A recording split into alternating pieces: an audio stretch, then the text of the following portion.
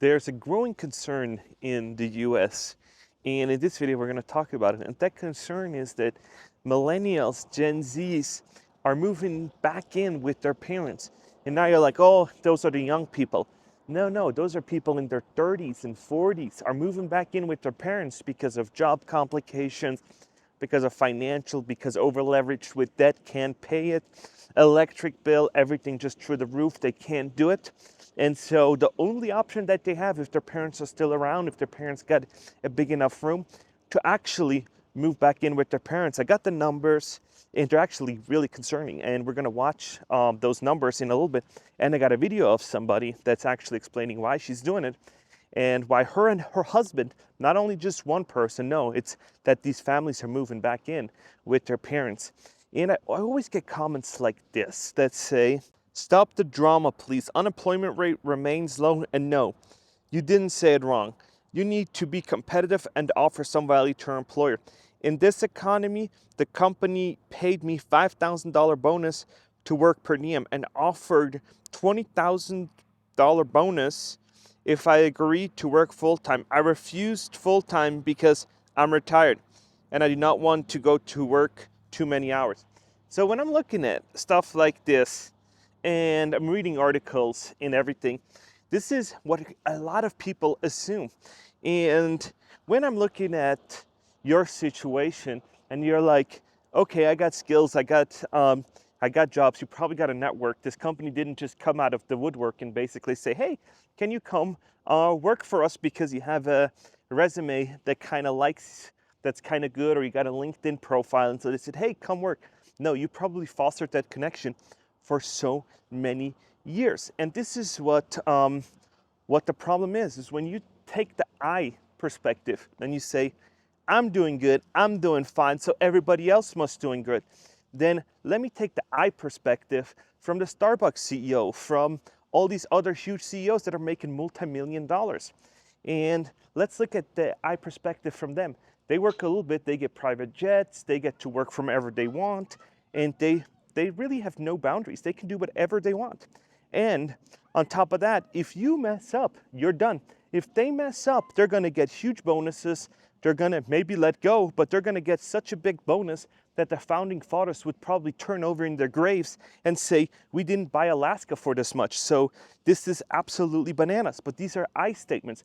This isn't the general public. This isn't everybody else, because everybody else is having going on stuff like this. Why Gen Z will never leave home. More people in their late 20s living with their parents. I moved back in with my mom and dad at age 45, and I have no plan to leave.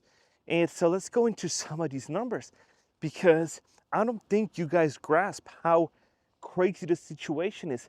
Electricity, everything just through the roof. And let's go into some of these numbers, and you can look these up online. Here we go. Returned home during the pandemic. 32% of millennials and Gen Zers moved back home with their parents. 2/3 of them who moved back still live there today. 51% saying moving back was out of necessity. Financial focus. 39% of returnees have been able to pay down their debt. 31% are saving for a home or down payment. Nearly 30% who moved have purchased a home. 71% could not only return home if they had no other option. Dealing with living at home, said dating, parents' perspective. Here we go. Adults 20 to 40 living with their parents. Hawaii, 21%. New Jersey, 20%. Florida, 20%. North Dakota, 5.3%. Here we go. By the age, we have Gen Zs, 29%. Younger millennials, 26 to 34, 18%. Older millennials, 35 to 41, is 17%. So you're seeing these numbers, and these numbers don't lie. And when you're looking at this, how crazy these numbers are and how many actually move back, and now you're like, and I know what you're gonna say, oh, they're lazy, they can't, it's these young generations. But that is what your parents' generation told you, and they're just trying to survive. There's very smart people. There's very smart young adults in that bracket that just can't make it. They just can't figure out how to grab in the industry where AI is taking so many jobs, where it's so hard, where you need relationships to kind of get a foot in the field and get started. And if you haven't and you like content like this, please like and subscribe. And stay till then so you can watch this video where this woman's going to talk about why she moved back in with her parents. So yeah, when you're trying to get your foot in the industry and you're trying to make it, and you see Florida 20% is absolutely crazy, and you're seeing all these other states, Hawaii 21%, and you're seeing that this is reality for so many people. So it is not fun when there's comments like, oh, it's the young people, they just don't know how to do it. We did it by us, the times were just as tough, or when not tougher. It doesn't matter what was then. What matters is today and in the future. And you're seeing that these people are moving back. They can't grasp what they can't grasp how much insurance is, how much electricity costs, how much car insurance costs. And once you're adding all that together, you have an equation that is just not feasible for them to live. And so money has dried up, and you're seeing that these people live on credit cards and that they're trying to just make it, but they can't. And so let's watch this young adult and talk about why she's moving back. I'm 35 years old, and me and my husband are moving back in with my parents. And I want to fucking talk about it. Me and my husband have been in survival mode for 3 or more years. It's basically been one of us has a great steady job, and the other one somehow manages to lose their job. And right now it's my turn. And this is the longest I've gone in our relationship without steady income.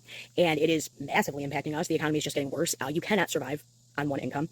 I have hit what I would consider a paper ceiling, which basically means no one wants to hire me entry level because they want someone moldable who's never worked in these industries, right? So I have my property and casualty license, I have my Series 7, I have my Series 63, and I have 15 years of experience in these industries. They don't want me, but I also can't move up. I can't move up to a better position because I don't have any of the credentials. I have management experience, but I don't have a degree. So I am going back to school for at least the next 2 years. And for the next 2 years, we are going to combine resources with my parents to make it work. And we have to swallow our pride, and we have to get this help, because otherwise we are not going to have anything. Let me tell you this. I know how fucking privileged I am to be able to say that I'm doing this and that I'm making this decision. And I will tell you this as well. If we didn't have my parents, we would have no one and nothing. Like, we would have nowhere to go. We would probably be on the streets with the amount of help that me and, like, my mom has given us. Now, on the flip side, my dad is retired. He's now on a fixed income. You don't really realize how impactful that is. Like, you hear fixed income your whole life until one of your parents is on one. Now, my parents don't need the help, but they could definitely use the help. At this point, we are getting gouged by our electric company. Like, our electric has been turned off 3 times since December, even though we've paid them within the past 5 months $1,700. Our electric getting turned off last week is what spurred this. Because how could 2 households be paying $3,000 over the course of 6 months for infrastructure that's already there? Please don't be ashamed if you have this option. I think that it would be wise for a lot of people to take it. And there are a lot of cultures that have generational homes. And our culture, white people, have forced us all to believe that we need to get out on our own, have all our own shit, and basically live completely separate from one another. And it's not fucking realistic anymore. It doesn't make sense anymore. Why the fuck would we keep 2 households running on money that we barely even have? I just think that at this point, nothing's going to get better at this stage. So if you have anyone that you can combine resources with, do it. Because I'm in a generation that me and my husband on our own will never be able to buy a house. And I know that. And some of that might be self-inflicted. And some of that is just the fucking world. Everything is predatory towards the people who need help the most. Late fees and everything go to the people who don't have money. You don't pay your phone bill, they charge you a $70 late fee. If I had the money, don't you think I would have paid it? So you saw her talk about all kinds of stuff in this video, why she moved back because she can't make enough to afford a living. And when you're in the bottom and when you're knocked down at the bottom and you can't pay your bills, and then what do? They add another $70 on top of that because you didn't pay your bills. And this is just a problem of these late fees and everything that's a tax on poor people, because very rich people don't care if you charge them $70, $80 extra, because they just pay it.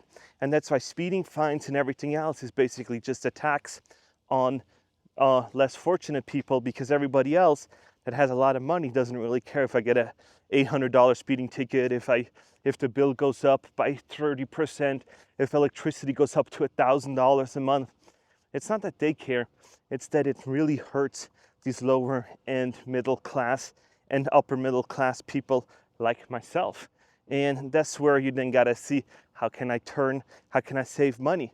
Oh, maybe I need to look at, oh, there's peak pricing. Oh, there was one of the spam emails where they say time of use. Everybody in Nevada now is, or in Southern Nevada, is time of use. They rolled that out for everybody. So if you use electricity between 6 and 9 o'clock, it is 8 times more expensive than it is during non-peak hours. And so what do? You crank it down beforehand, and then you let the temperature rise during that, because you need to do small adjustments to make sure that you will able to make it.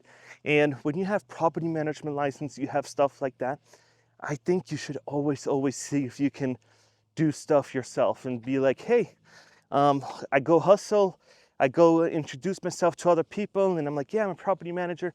If you ever have properties or you know somebody, just send them your way. We'll take good care of him, or something else like it.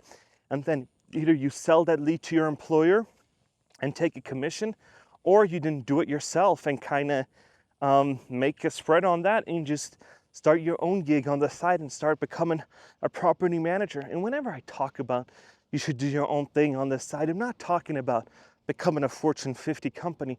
I can say you can have 4 or 5 properties that pay you between 6 and 10% every month, and you're like, you know what?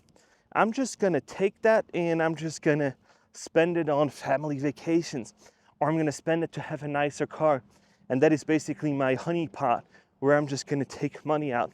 And this is what I advise most people to do to outperform the market. Is you gotta get a little bit of extra income. Use your main job to pay the bills, use your main job to get health insurance, do all that kind of stuff, and then tap into your skills and kind of works a little bit on the side and trying to get some extra money going. See how hard it is to get clients, to get leads, to close people. Because people tell me all the time, and one of my friends, when I was still living in Switzerland, he was like, we should open up a body shop. And I said, okay, we could do that, because I always was an entrepreneur spirit. And he said, what are you gonna do? I said, I was gonna do sales. And he's like, no, I'm not gonna be the mechanic all the time, because that's all the labor. And I said, you saying what? It's all the labor? And he's like, yeah, sales is, or being in the office, you're not gonna do anything. And I was like, what? And now comes to find out that sales is literally everything in every business. If you can do sales, you will always have a job. Because if you drive sales, then all of a sudden you generate revenue. If you generate revenue, you can basically go wherever you want and people will hire you, because sales is literally everything. And Mark Cuban says it nicely, sales cure everything. And so once you're starting to get out there and say, and trying to pitch your services, the first few times, it's gonna absolutely suck. You're gonna botcher it. People are gonna be like, what are you talking about? But you're gonna get better at it, and you're gonna get your first lead, and you're gonna close your first deal. And all of a sudden, you're making a few $100s extra every month. And all of a sudden, you're like, cool, this is nice. You get a second one. Now it's 400. And then all of a sudden, you do property, you do rental increases. So you make a little bit more. All of a sudden, it's $600. After you write your cell phone bill off, you write some other stuff off, you have $400 to do whatever which you want. And you're like, what do I want to do that with? Maybe I'll put it in a savings account. Maybe I want to go to Disneyland and put that towards my child's education. Maybe I want to put that towards a house down payment. You can do it. You just need to figure out how. And there's a bunch of podcasts. There's a bunch of good books to read on how to do it. The first thing is you got to get resilience. You got to listen to the right people. Because if you're going to listen to the wrong people, you're going to lose all your money. You're going to use your seed money, and you're just going to be done with that. And you're going to lose your opportunity to then make more. So don't give it to some random person trying to do it yourself.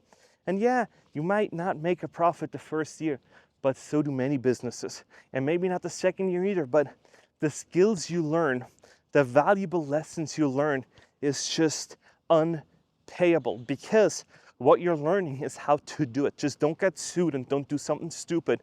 But the valuable lessons you learn is so incredible that that will set you up to, if the company goes under or something else, you will have those relationships, you have the knowledge. And guess what? They can strip you from your money. They can do all kinds of stuff, but they can't pry the knowledge out of your head and say, we're going to take all that. No, you acquired that. You spent the money basically failing into success. And once you're there, you're going to say, oh, holy smokes, I'm able to buy a Mercedes. All of a sudden, you're like, ooh, maybe I am going to buy a house. And where do we want to live? Because I'm so good, I can open up another hub in the next town because people are asking me for it over there.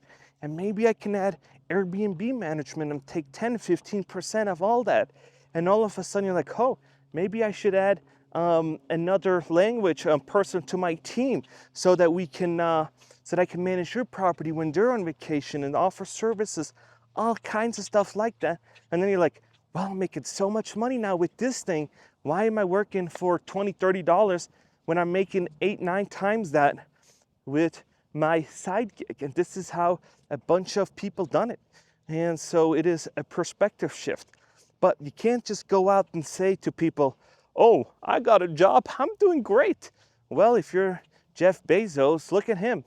If I compare the US economy to Jeff Bezos, we're all steamrolling high and having good looking women on yachts and buying boats and traveling the world with multiple locations. But those are outliers. Those are just individual perspective. And I don't know what you've done in your career, how lucrative it was and what you've done. But there's always people that have a super finite skills that companies are going to pay a lot of money for just to keep them around. And that person is probably one of them. That is not your average person. And the average person is maybe a server on the side, maybe a property manager, and all kinds of stuff like that. And good for him for having that, getting that $5,000 bonus to do his job. But this is not reality. Reality is it's bloody tough out there, and you got to be stubborn. You got to be willing to take rejections now. You got to have to go the extra mile. You might have to move in with your parents and take the demoralizing quest of finding a job or moving in with your parents and doing all kinds of stuff. And it is just the name of the game. The economy's hard. And I know people in my own circle that are trying to get jobs at Costco. They're trying to get Sam's Club jobs. They're trying to do all kinds of stuff because competition is so tough right now. And so don't be like that person that says, oh, I'm doing great, I'm doing fine. Yeah, till credit cards run out and everything. And so, yeah, this was kind of my 20-minute walk of the day. I'm back in Las Vegas. Thank you everybody for following me on my journey to Tahoe.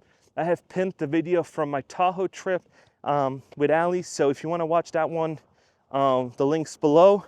And I appreciate you guys. If you haven't, please like and subscribe. Let me know what you think about all this. Does this make sense?